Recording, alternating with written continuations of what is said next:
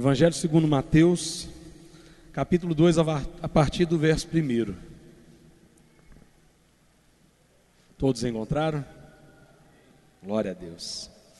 Está escrito assim na palavra do Senhor: Tendo Jesus nascido em Belém da Judéia, em dias do rei Herodes, eis que vieram uns magos do Oriente a Jerusalém, e perguntavam: onde está o recém-nascido rei dos judeus?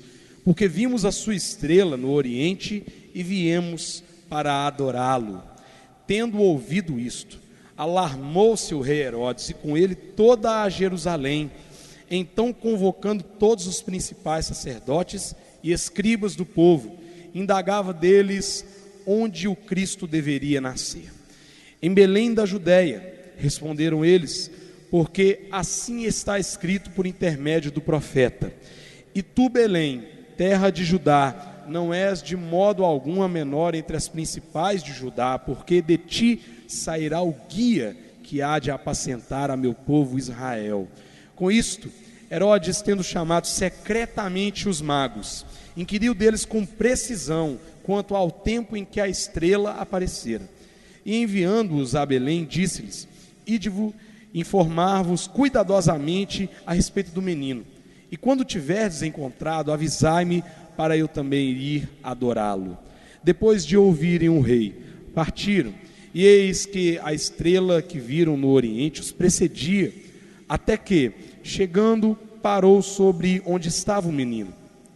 E vendo eles a estrela, alegraram-se com grande e intenso júbilo. Entrando na casa, viram o menino com Maria, sua mãe. Prostrando-se, o adoraram, e abrindo seus tesouros, entregaram-lhe suas ofertas: ouro, incenso e mirra. Sendo por divina advertência prevenidos em sonho, para não voltarem à presença do rei Herodes, regressaram por outro caminho à sua terra. Tendo eles partido, eis que apareceu um anjo do Senhor a José em sonho e disse: Dispõe-te, toma o menino e sua mãe, foge para o Egito e permanece lá até que eu te avise, porque Herodes há de procurar o menino para o matar. Dispondo-se ele, tomou de noite o menino e sua mãe e partiu para o Egito. E lá ficou até a morte de Herodes, para que se cumprisse o que fora dito pelo Senhor por intermédio do profeta: do Egito chamei o meu filho. Vendo-se iludido pelos magos, enfureceu-se Herodes grandemente e mandou matar a todos os meninos de Belém e de todos os seus arredores, de 2 anos para baixo, conforme o tempo do qual com precisão se informara dos magos. Então se cumpriu o que fora dito por intermédio do profeta Jeremias. Ouviu-se um clamor em Ramá, pranto, choro e grande lamento. Era Raquel chorando por seus filhos, e inconsolável, porque não mais existem. Tendo Herodes morrido, eis que um anjo do Senhor apareceu em sonho a José no Egito e disse-lhe: Dispõe-te, toma o menino e sua mãe e vai para a terra de Israel, porque já morreram os que atentavam contra a vida dele. Dispôs-se ele, tomou o menino e sua mãe e regressou para a terra de Israel. Tendo, porém, ouvido que Arquelau reinava na Judéia em lugar de seu pai Herodes, temeu ir para lá, e por divina advertência, prevenido em sonho, retirou-se para as regiões da Galileia. Ele foi habitar numa cidade chamada Nazaré, para que se cumprisse o que fora dito por intermédio dos profetas: ele será chamado Nazareno. Amém. Podei-vos assentar, meus irmãos.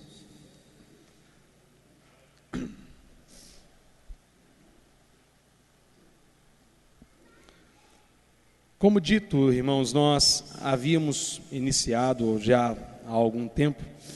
Nós não estamos seguindo todos os domingos essa reflexão expositiva no texto de Mateus, mas da nossa intenção, do nosso interesse, fazer isso continuamente, assim com os evangelhos, assim também com as cartas no Novo Testamento, assim com os livros no Antigo Testamento, toda a Bíblia. Nós temos a intenção de que até que o Senhor volte para nos buscar, estejamos meditando na sua palavra desta maneira. Nós nos lembramos, irmãos, se lembrarmos bem das exposições passadas, Mateus, evangelista, e aqui um dos 12 discípulos, chamado nos livros de Lucas e Marcos de Levi, Ele, um dos 12, ele foi um dos poucos, dos 12 apóstolos que escreveram o Evangelho, além de João. Os outros dois, Marcos não foi dos 12 apóstolos, foi seguidor, dos discípulos mais tarde, participou das viagens missionárias do apóstolo Paulo, foi uma espécie de discípulo de Pedro, também assessorava muito o apóstolo Pedro, e acredita-se inclusive que tem escrito seu Evangelho de Marcos à luz de depoimentos, testificações também dadas por Pedro. Mateus, diferente deles, ele escreveu o seu Evangelho visando o povo judeu que estava se convertendo ao Evangelho do Senhor Jesus Cristo. Tanto que ele inicia o Evangelho falando já da genealogia do Senhor e afirmando ali categoricamente o propósito que vai ser o propósito de todo o seu livro, todo o seu relato no Evangelho, que Jesus, filho de Davi, filho de Abraão. Ele começa o seu relato assim, ele prossegue em todo o seu relato, identificando que Jesus é o pleno cumprimento das promessas de Deus, e ele identifica essas promessas de Deus colocando os dois ícones da nação, aquele que os gerou, que era Abraão, e Davi, o rei que todo judeu se inspirava, todo judeu gostava do exemplo de Davi. O exemplo de Davi para os judeus sempre foi algo motivacional, algo que trazia muita motivação, porque Davi defendeu como poucos a questão da nacionalidade. Ele foi inclusive o primeiro rei a unificar o reino debaixo dos seus domínios. E até hoje nós temos símbolos atribuídos à memória desse rei Davi. Aquela estrela que nós conhecemos de 6 pontas é atribuída até hoje à memória, à lembrança do reinado também de Davi. Os símbolos e muito grande parte da história da cultura do povo estão associadas a ele. Mateus, ele nos diz que Jesus, cumprindo as escrituras, então ele nasceu em Belém da Judéia, nos dias do rei Herodes. Irmãos, uma espécie de atraso, nós falamos da história, quanto a relação ao ano que foi contado o nascimento do Senhor Jesus. Nós estamos, como os irmãos sabem, no nosso calendário 2015 depois de Cristo. Mas os relatos mais confiáveis apontam para esse período do reinado de Herodes, e aqui Herodes é um nome muito comum, inclusive na Bíblia, há que fazermos diferença aqui. A Bíblia fala pelo menos de 4 Herodes diferentes. Este primeiro relatado podemos chamar Herodes o Grande, que foi responsável inclusive pelaquela reconstrução do templo, grandiosa reconstrução do templo de Jerusalém, adornou o templo com muitos materiais ricos, nobres. Ele foi reconhecido assim na história. O período do reinado do rei Herodes, irmãos, foi até 403 antes de Cristo. Por isso que não dá para falar do nascimento de Jesus como sendo exatamente 2015 anos atrás. É um pouco antes. Jesus nasceu por volta de 4 antes de Cristo. Parece estranho para nós, né? Esse erro ele foi cometido, irmãos, na história. E foi, de fato, é um erro admitido já quase unanimemente. Os historiadores admitem esse erro na história que ocorreu. A partir da contagem, feita ainda no Império Romano, essa contagem feita de quando o Senhor nasceu. Esse período de atraso na história, ele, claro, é importante para nós identificarmos algumas situações. O texto que nós lemos, como nós temos aprendido a meditar na palavra, a fim de buscar o que o texto traz a nós de fato, fazer uma boa interpretação do texto, apontando a época em que foi escrito, o propósito que foi escrito. O propósito de Mateus em relatar essa visita desses magos é um propósito que nos aponta para aquela ênfase ensinada pelos profetas, especialmente Isaías, de que não só o povo de Deus, os judeus, o povo da aliança, mas também aos gentios brilharia a luz do reino de Deus, através do seu ungido, através do Messias, através do Cristo. A ênfase de Mateus aqui está a falar da importância que Jesus tem no cumprimento de todas as Escrituras, de que Ele cumpriu não só as promessas referentes às nossas convicções nacionais, mas Ele também é a resposta de Deus para toda a humanidade. Esse Jesus de quem eu estou falando a vocês, crentes judeus, é também um Jesus que serve e salva todos os povos. Ele é luz para brilhar sobre todos eles. Lá no capítulo 60 do profeta Isaías, nós inclusive vemos de forma mais própria essa questão. Capítulo 60 do profeta Isaías. A menção do profeta é com a Jerusalém, e o que tudo nos aponta a dizer a realidade plena, santificada do povo de Deus. E olha como é dito na passagem: dispõe-te, resplandece, porque vem a tua luz, a glória do Senhor nasce sobre ti. Porque eis que as trevas cobrem a terra, e a escuridão os povos, mas sobre ti aparece resplendente o Senhor, e a sua glória se vê sobre ti. As nações se encaminham para a tua luz, e os reis para o resplendor que te nasceu. Levanta em redor os olhos e vê, todos estes se ajuntam e vêm ter contigo. Teus filhos chegam de longe, tuas filhas são trazidas nos braços. Então o verás e serás radiante de alegria. O teu coração estremecerá e se dilatará de júbilo, porque a abundância do mar se tornará a ti, e as riquezas das nações virão a ter contigo. A multidão de camelos te cobrirá, os dromedários de Midian e de Efa, todos virão de Sabá, trarão ouro e incenso e publicarão os louvores do Senhor. Essa passagem é interessantíssima até no contexto de Mateus que nós lemos, até porque, eu não sei se os irmãos repararam na leitura, alguns dos elementos lidos por nós no texto de Mateus, que foram os presentes trazidos pelos magos, astrólogos, ao menino que nascera ali em Belém da Judéia, eram os mesmos das quais se faz referência no texto de Isaías: ouro e incenso. Ocultou-se a mirra, no caso, aqui em Isaías. Mas era porque, de fato, esses presentes eram muito comuns aos reis. Era uma honra prestada dos povos quando os reis nasciam.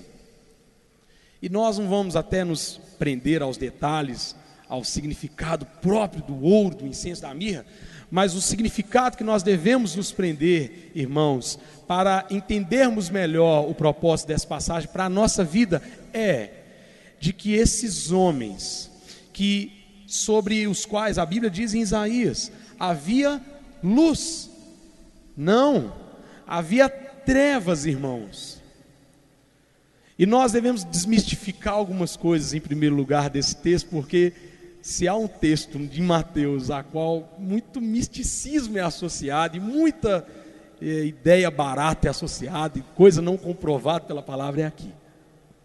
Primeiro porque as pessoas na tradição católica, elas afirmam que eram reis magos. Primeiro ponto, vamos desmistificar isso: não eram reis, eram magos.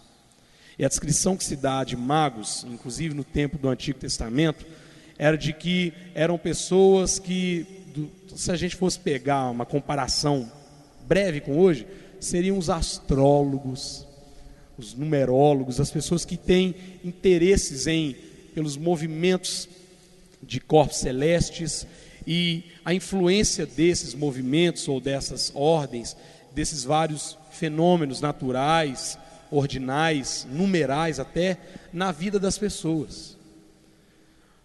Grandes nações na antiguidade se destacaram por esse tipo de conhecimento. Os medos e os persas eram destacadíssimos nessa área. Ainda antes deles, os babilônios eram reconhecidos, tanto que se você for ali no livro do profeta Daniel, você vai ver isso nitidamente. Daniel, inclusive, ele usa a palavra correspondente aqui, que o texto usa, do grego para magos. Ele usa uma palavra correspondente no hebraico para se referir aos adivinhos, magos do tempo dos reis da Babilônia e da Pérsia. Havia, claro, irmãos, quando nós falamos de astrologia hoje e numerologia, nós estamos falando de uma área hoje, principalmente, que é muito levada a chacota só, que é muito responsável por aqueles, por exemplo, aquelas coisas que você vê, às vezes, de símbolos de sorte, que eles colocam nos jornais, publicam. Inclusive até naquele móvel que a gente pega, você vê e tem lá, Gabriel, provavelmente os irmãos que pegam muito móvel, acompanham a leitura daquelas coisinhas bastante, dos signos, do zodíaco, daquelas coisas de sorte das pessoas. Hoje é dia de não sei o que, ideal para você fazer isso, aquilo. Aquelas coisas que se aplicam à realidade de qualquer pessoa e que eles falam que é para o seu signo. É esse tipo de lorota mesmo. Só que naquele tempo, havia, irmãos, claro, vamos fazer um ponto, havia magos e pessoas interessadas nesse meio a também agir de maneira perniciosa, maliciosa e especulativa, como o fato de enganar reis, até autoridades, e ganhar posições dentro dos reinados. Porque se você inclusive assistir os filmes que retratam épocas antigas, você vai ver muito desses caras presentes, e eles eram, irmãos, pessoas que tinham acesso a palácios, mordomias no meio dos reinos, porque eram tidos como de confiança, eram tidos como pessoas que recebiam quase que revelações dos deuses. Então os reis gostavam de ter eles em volta para se orientar para uma guerra, orientar para o que eles iriam fazer na economia da nação, do povo. Esses homens eram bem reputados no meio das comunidades em que viviam. Haviam entre eles pessoas que realmente tinham um interesse sincero de buscar, através de estudos de fenômenos naturais, talvez algumas explicações para a vida. Claro que a associação direta de uma coisa com outra não é simples, Associar, por exemplo, o movimento da Lua, nós presenciamos, no último fim de semana, aquele fato da Lua, interessante. A Lua, tanto ela estava mais próxima da Terra, a superlua, como ainda houve o eclipse lunar. Esses fatos, quando aconteciam naqueles tempos passados, eram muito estudados e associados a nascimentos de reis, nascimentos de impérios. Então havia, na cultura desses povos antigos, todo esse estudo. Mas vejam bem, o profeta Isaías relata sobre eles que estavam em trevas. Todos estes, se fôssemos colocar nos tempos de hoje, inclusive nós também estaríamos na lista, fora do povo judeu, do povo da aliança. Todos os gentios estavam em trevas. Não brilhava a luz sobre eles.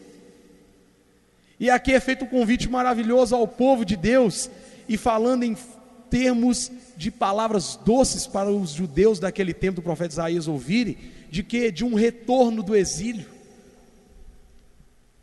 que as filhas e os filhos de Judá, da terra de Judéia, seriam trazidos de volta para a sua terra, e ali haveria luz, mas uma luz que seria buscada pelos outros povos, uma luz que não incendiaria apenas a eles, não apenas irradiaria sobre eles, mas seria diferencial para todos os povos que invocassem o nome do Senhor, que buscassem a Deus. A importância do relato de Mateus para nós, meus irmãos, é nós sabermos, em primeiro lugar, que Cristo não é uma resposta reservada de Deus a um só povo, uma só etnia, uma só raça, ou um povo só dentro de uma só característica. Porque esse erro, essa forma de pensar, tanto aconteceu nos tempos passados com o mesmo povo de Israel, que se achou muitas vezes no direito de exclusivamente ser o único que poderia confessar a Deus, e não aceitar inclusive que outros povos pudessem se dobrar e se arrepender diante do mesmo Deus, conhecê-lo. Houve esse erro inclusive no tempo da história cristã, A Igreja Católica, por muitos tempos, nós sabemos, no período da história, na Idade Média, ela colocava inclusive a perseguição dos povos que não pertenciam à fé católica. Por quê? Porque ela se achava no direito de punir todos os povos que não eram de Deus na terra, baseados no mesmo erro, no mesmo tipo de erro, de que Deus era reservado àquela classe sacerdotal, eclesiástica da igreja, e Ele não era aberto aos outros povos. Mateus, ele vem mostrar a nós a importância de saber que Deus é Rei e Senhor de toda a terra, e de que toda a terra deve invocá-lo, toda a terra deve buscá-lo, e toda a terra estará em trevas, se o Senhor não irradiar sua luz sobre ela. O que Mateus está dizendo é que o Cristo prometido, o Rei prometido, e ele já estava dizendo a cristãos que estavam vivendo ali depois destas coisas terem acontecido, mas Deus já estava falando do propósito de Deus de alcançar nações além daquele povo, além da promessa daquela etnia, daquela raça, uma realidade que ultrapassaria as barreiras sociais, as barreiras econômicas de um povo, as barreiras de fronteiras. Para nós já vale uma reflexão aqui.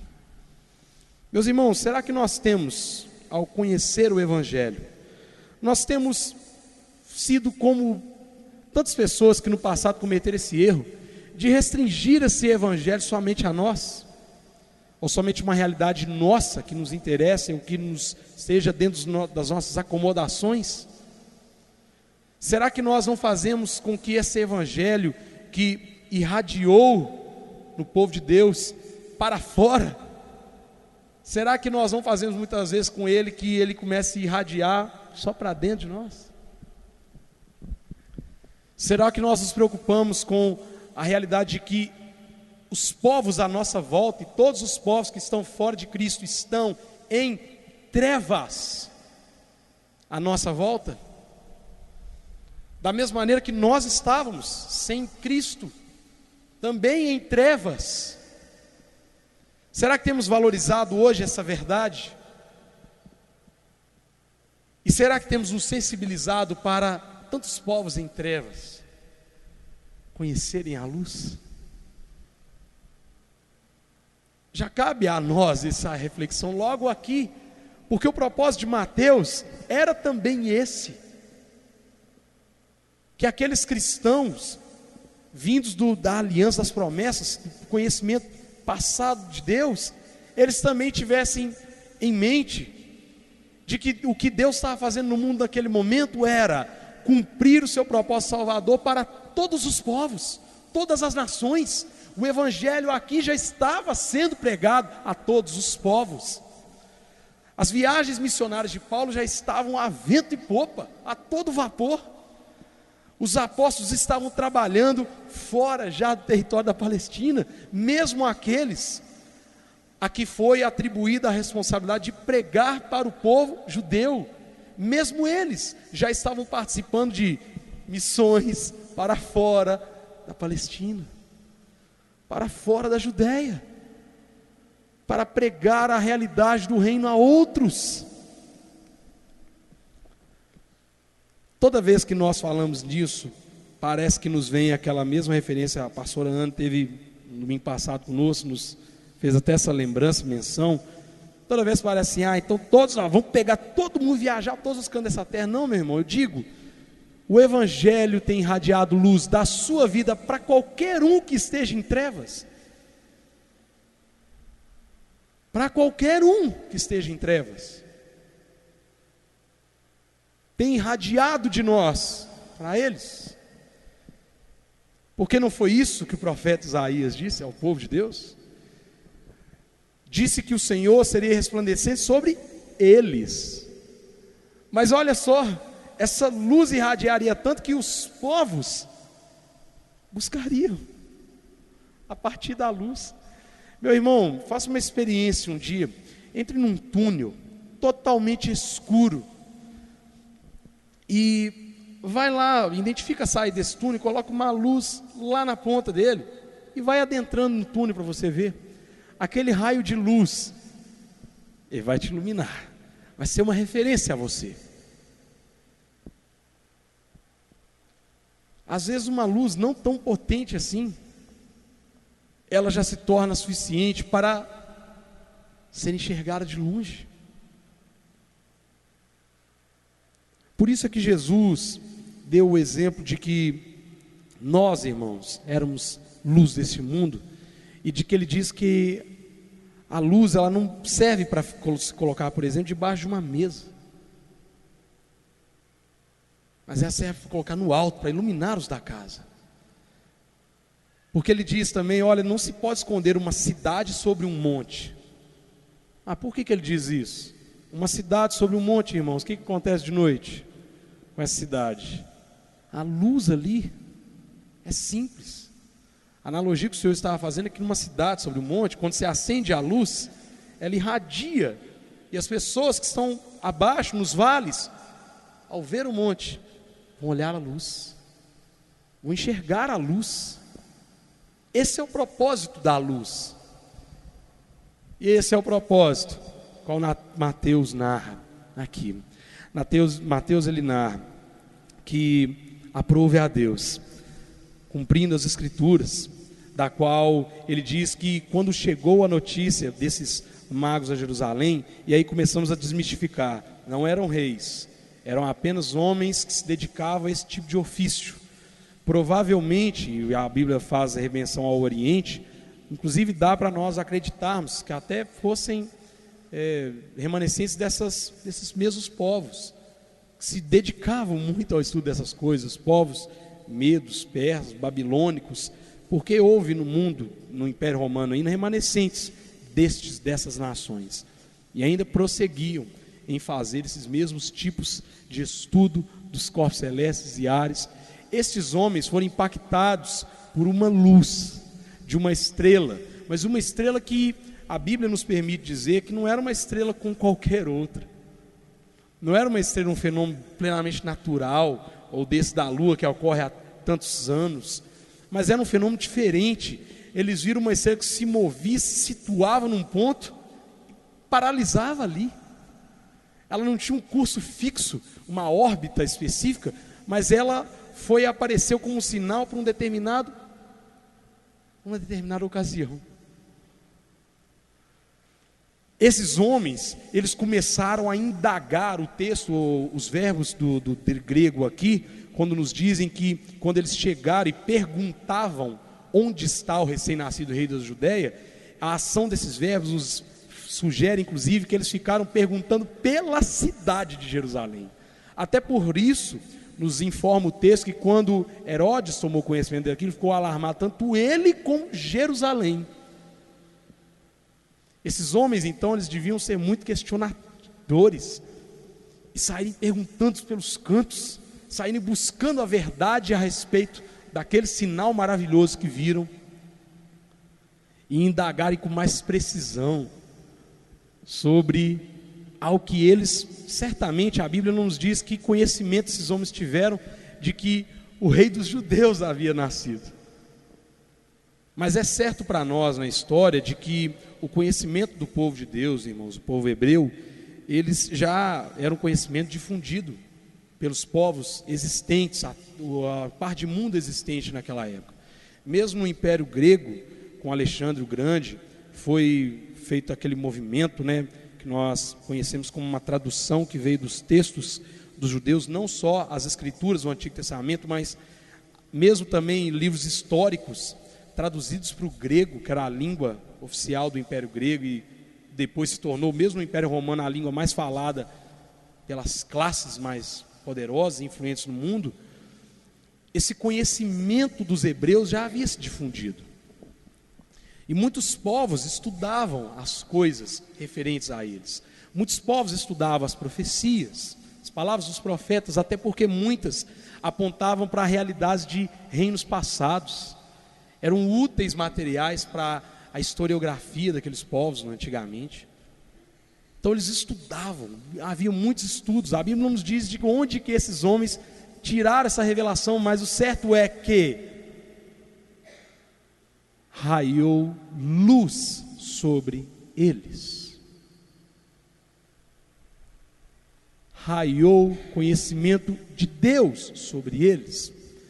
Certo é que se o Senhor não tivesse mostrado por um fenômeno sobrenatural e também por fenômenos naturais, ao fazê-los conhecer aqueles documentos, a história, as profecias, é certo que eles não viriam e não inquiririam sobre um rei prometido. Por isso aquela reflexão vale tanto a nós. Temos feito o possível para que o conhecimento de Deus se torne comum às pessoas e acessível a elas. Nós temos visto hoje qual é a realidade que nos cerca, Igreja de Cristo hoje. E vamos pegar uma realidade local no Brasil. Hoje os movimentos, infelizmente, movimentos neoliberais, neopentecostais, eles afirmam muito as questões da teologia de prosperidade, as questões, várias doutrinas bíblicas que confundem e pervertem. E aí nós hoje assistimos a consagração de vários apóstolos hoje. Irmãos, inclusive para informação de conhecimento, o apóstolo Valdemiro não é o único que se diz apóstolo no Brasil, tá? São muitos, e alguns inclusive mais antigos que ele. Há uma missionária, por exemplo, muito mais antiga que ele, Valnice Milhomes, apóstolo, e tempos. Quem conhece aqui ou falar daquelas missões antigas vai reconhecer notoriamente o nome. Ela é muito mais antiga que Valdemiro Santiago, mas também já se diz apóstolo há tempos, e com várias doutrinas assim pervertem conhecimentos de Deus, trazem a realidade daquilo que Deus já nos deu em Cristo, e usam as sombras e até fazem o pior: tiram Cristo, que é a realidade espiritual de todas as coisas, e colocam as mesmas sombras do Antigo Testamento. Fazem uso dos símbolos do Antigo Testamento, mas como forma de culto. É como se, porque, meus irmãos, nós quando confessamos essas verdades, nós devemos ter em mente de que Deus, muitas revelações de Deus no passado, foram revelações de figuras e tipos. Figuras as quais os homens da época a quem Deus revelou não poderiam compreender bem a realidade delas, enquanto Deus não lhes desse pleno cumprimento em Cristo.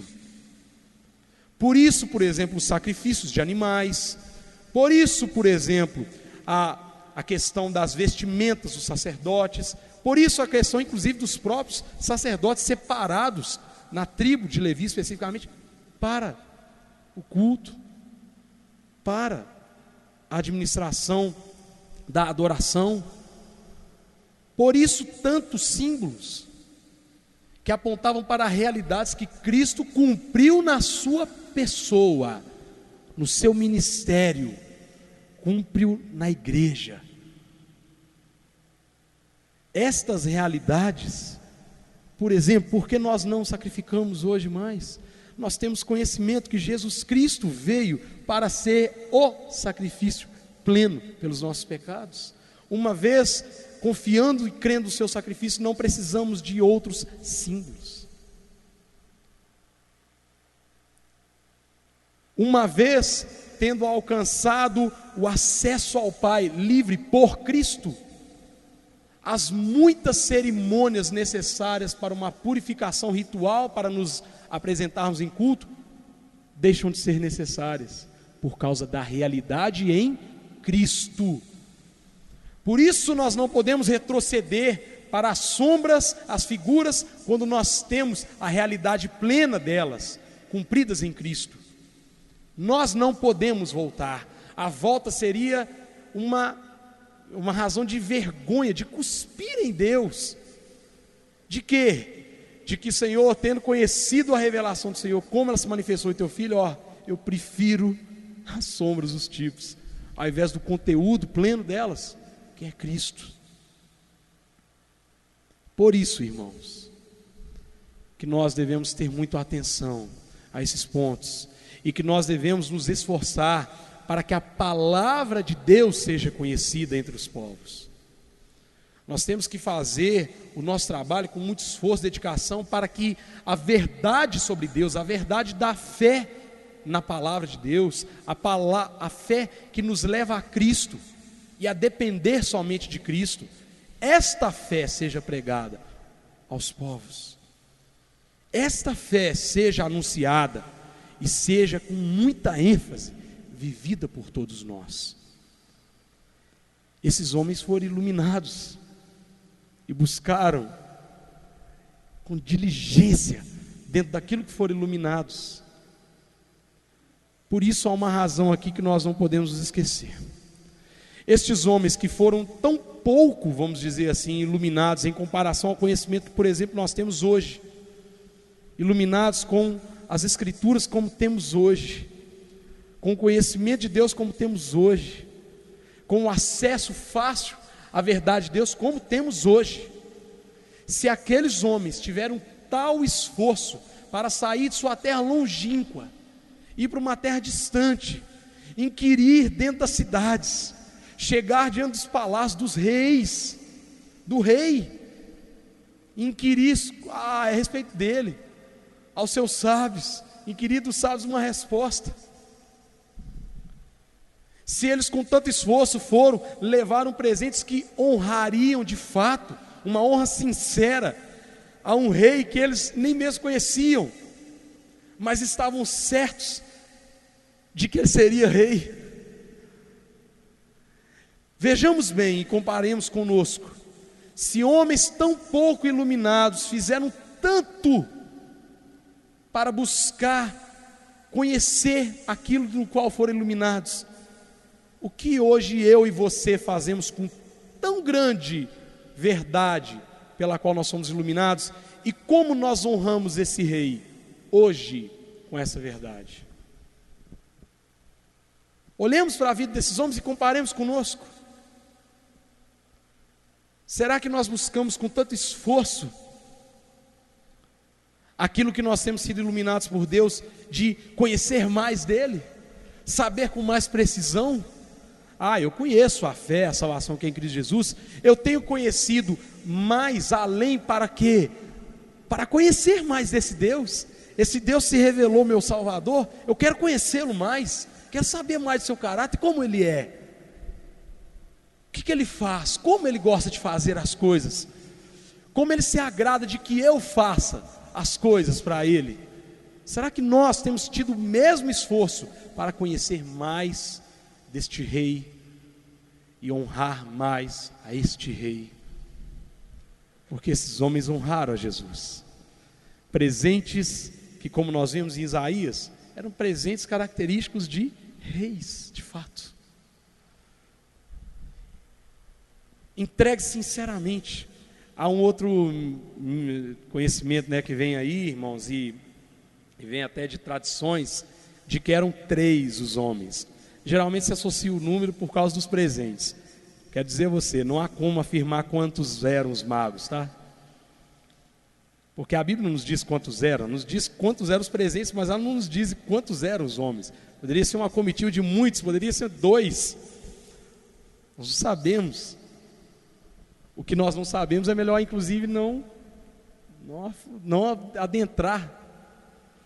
Inclusive se fala até os nomes desses homens. Impressionante isso, que a Bíblia não diz em momento nenhum os nomes deles. Melquior, Gaspar e Baltazar. Mas esses nomes nunca são encontrados na Bíblia, lugar nenhum que você leia. Inclusive que o único que fez referência a esse momento é Mateus. É a tradição quem traz muitas coisas, e muitos acréscimos, junto com as informações do texto. O que importa nesse texto, então, meus irmãos, não é naquilo que nós poderíamos pegar de informações para decorarmos coisas, mas esses homens pouco iluminados por uma verdade tão grandiosa, fizeram mundos e fundos para percorrer e encontrar essa verdade. E nós, o que temos feito com tais verdades na nossa vida?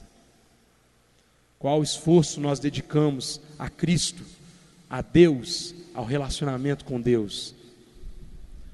Qual o tempo de dedicação que nós tiramos, por exemplo, irmãos, para meditarmos na palavra de Deus? Para, por exemplo, não cairmos nessas informações erradas, não afirmarmos coisas que nós não sabemos, não ir por informações que nos foram dadas, sei lá por quais fontes. Não sermos torcidos e distorcidos nas mensagens. Olhemos o comportamento dos homens que cercaram essas coisas. Mateus, ele nos informa que Cristo cumpriu com o seu nascimento a passagem que está no livro de profeta Miqueias, no capítulo 5, versículo 2, onde ele fala essa referência a Belém da Judéia. Miqueias 5, versículo 2.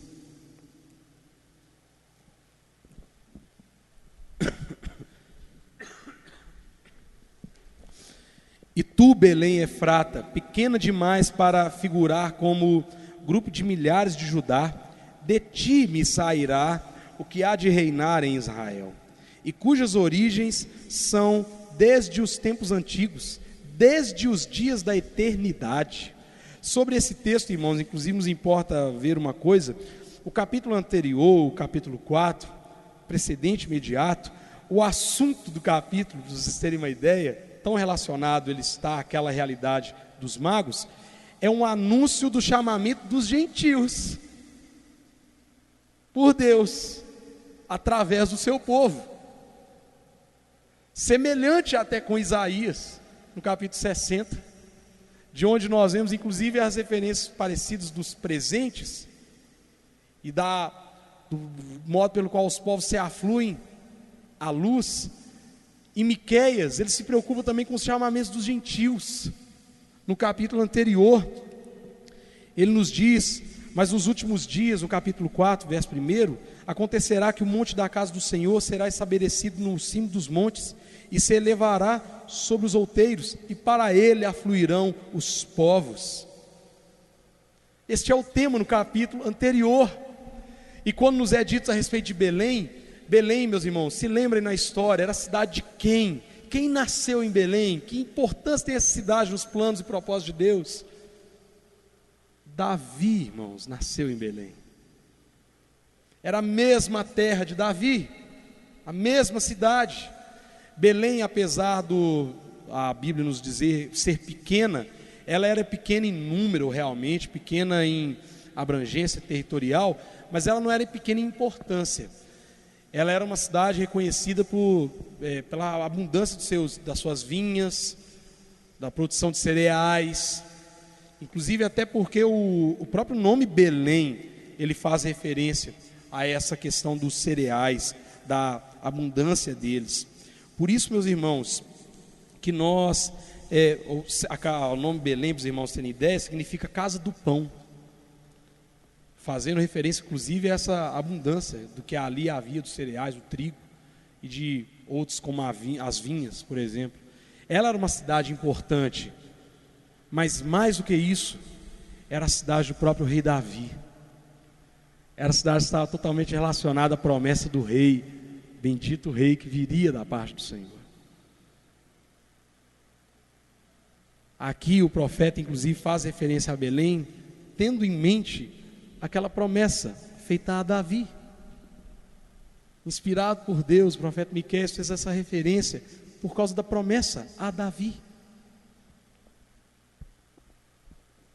Meus irmãos, tenhamos certeza de uma coisa: se nós não honrarmos a Deus, Deus levantará aqueles que o honrem. Estejamos certos disso.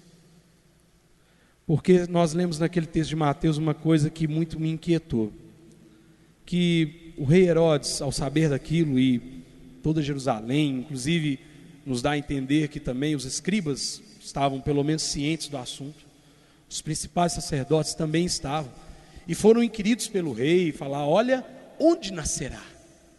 E eles, uma correta interpretação das escrituras, fazem a ponto Belém da Judéia. Mas vejam, notem, esses homens não empreendem caminhada nenhuma a Belém. Esses homens não buscam averiguar nada daquelas coisas. Esses homens não buscam satisfazer em nada as suas próprias convicções. Porque quando eles estavam falando, os escribas eram os intérpretes da lei, vindo dos fariseus. Os principais dos sacerdotes na época eram compostos pela classe dos saduceus. Tanto uns como outros, claro, aí os fariseus eram maiores conhecedores do Antigo Testamento, das tradições e interpretações rabínicas. Mas mesmo os saduceus conheciam pelo menos a lei, para pelo menos temer a Deus, para pelo menos reconhecer que era algo relacionado à promessa de Deus.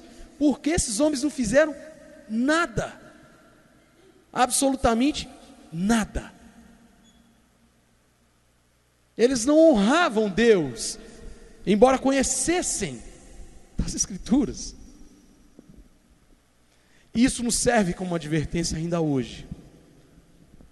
Se nós não buscamos honrar a Deus, conhecendo a sua revelação, certamente, meus irmãos, não precisamos esperar que Deus há de nos honrar em nada que fizermos.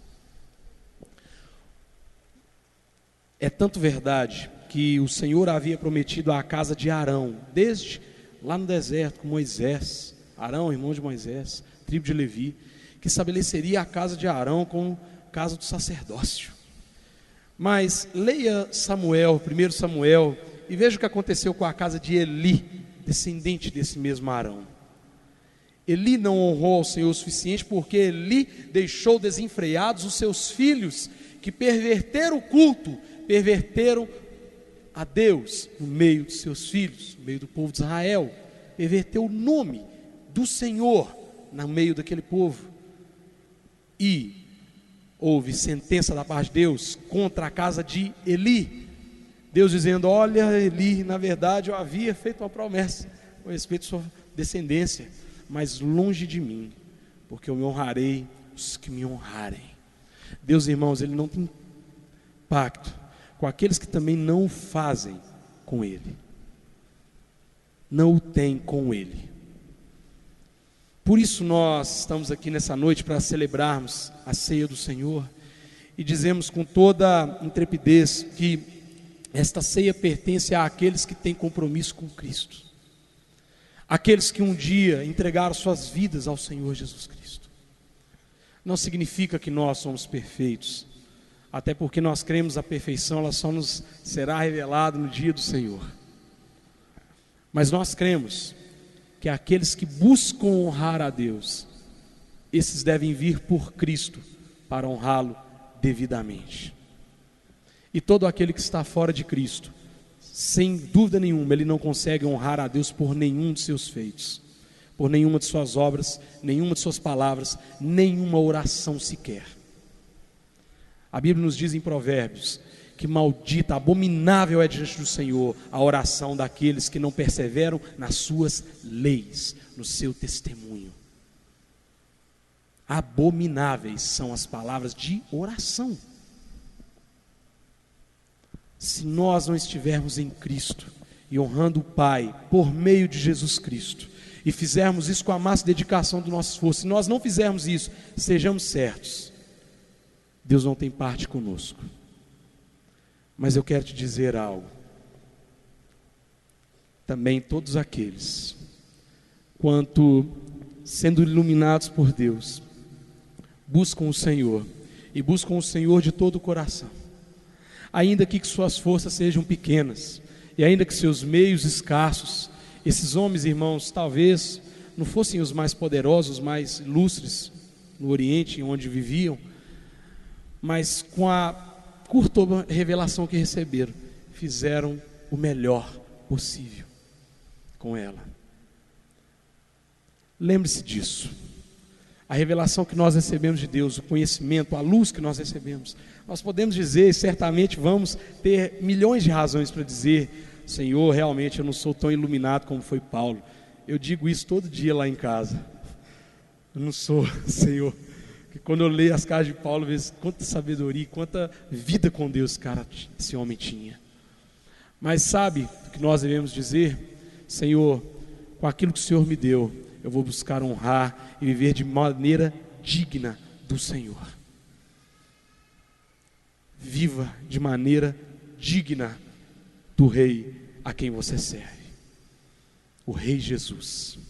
Saiba que fora deste reinado, nós não temos parte em nenhuma herança do Pai, não temos parte.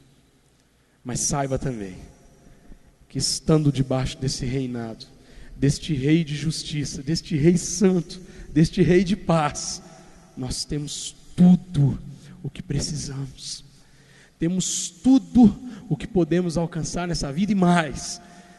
Temos uma herança incorruptível que nós não temos como imaginar, tão grandiosa ela é, da parte do Pai, para todo aquele que está em Cristo Jesus.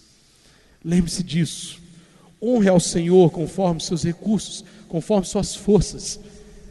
Esse é o convite a dar meu dinheiro, não, irmãos, seus recursos, toda a sua vida, para honrar a Deus, para conhecer quem é esse Deus, para buscar viver de maneira agradável a esse Deus. Busque assim no seu coração, sem dúvida, o conhecimento de Deus na sua vida, ele há de levar você, meu irmão, minha irmã, à plenitude da presença do Pai. Fiquemos em pé nesse momento, oremos juntos, que o Senhor nos ilumine, para que não sejamos como aqueles homens que ali tiveram a oportunidade até de ver aquele movimento que estava acontecendo na cidade, e poderiam conhecer o Messias, poderiam conhecer a salvação, se privaram apenas no conhecimento. Que nós sejamos iluminados pelo Espírito Santo de Deus, estejamos certos de que o Espírito Santo, ele há de nos conduzir para toda a verdade do Pai. Senhor nosso Deus, eterno Deus e Pai, graças te damos, Senhor, pela revelação que está na Tua Palavra. Graças te damos, Deus, porque na Tua Palavra nós encontramos, Senhor, aquilo que é precisamente necessário às nossas vidas. Senhor, de fato, aquilo que o Senhor fez na história, enviando Teu Filho para, ó Deus, nos representar, para, ó Deus, assumir o nosso lugar, assumir, ó Deus, a nossa culpa, Pai.